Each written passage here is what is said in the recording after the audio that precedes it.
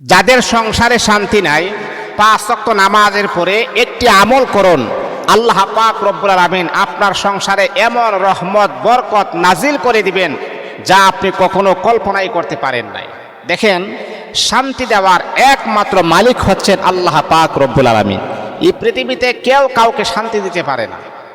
অনেক মানুষ আমাদের কাছে যোগাযোগ করে, জানি এটা কিন্তু আমাদের অভিজ্ঞতা থেকে আমি আপনাদেরকে এই মেসেজগুলো দিচ্ছি, অভিজ্ঞতা থেকে আমি আপনাদেরকে জানাচ্ছি। অনেক মানুষ টাকা পয়সা ব্যাংক ব্যালেন্সের কোনো অভাব নাই, তারপর তার শান্তি নাই।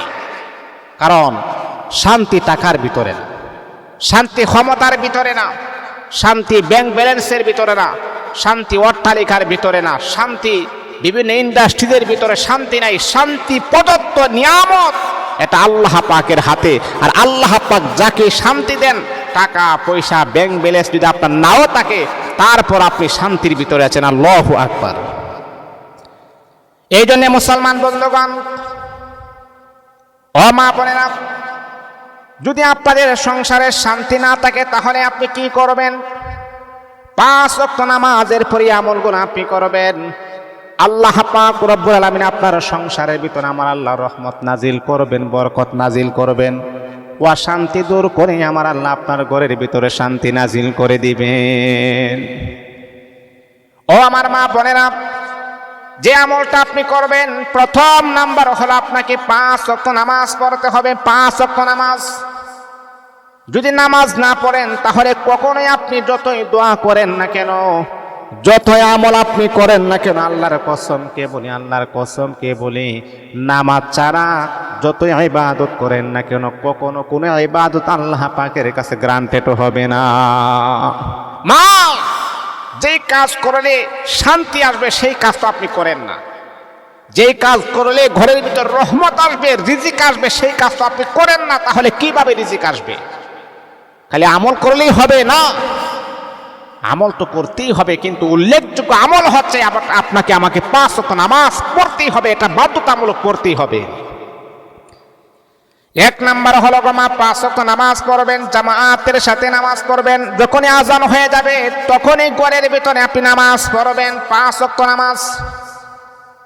ও আমার মা বোনেরা, 5 ওয়াক্ত নামাজ যখন আপনার কমপ্লিট হবে, তখন নামাজের মুসল্লায় বসে আপনি 3 বার পড়বেন আস্তাগফিরুল্লাহ, আস্তাগফিরুল্লাহ, আস্তাগফিরুল্লাহ।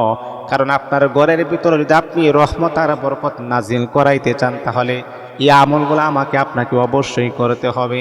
3 বার যখন আস্তাগফিরুল্লাহ পড়বেন, তারপরে দ্বিতীয়বার আপনি পড়বেন আল্লাহু আকবার, আল্লাহু আকবার।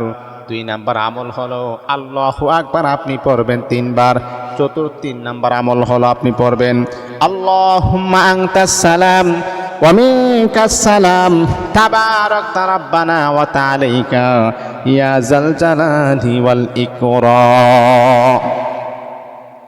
3টা আমল যখন আপনার কমপ্লিট হবে, 4র্থ নাম্বার যে আমলটা আপনি করবেন, দুরূদ ইব্রাহিম আপনি পড়বেন আল্লাহুম্মা সাল্লি আলা মুহাম্মাদ ওয়া আলা আলি মুহাম্মাদ কামা সাল্লাইতা আলা ইব্রাহিম ওয়া আলা আলি ইব্রাহিম ইন্নাকা হামিদুম মাজিদ।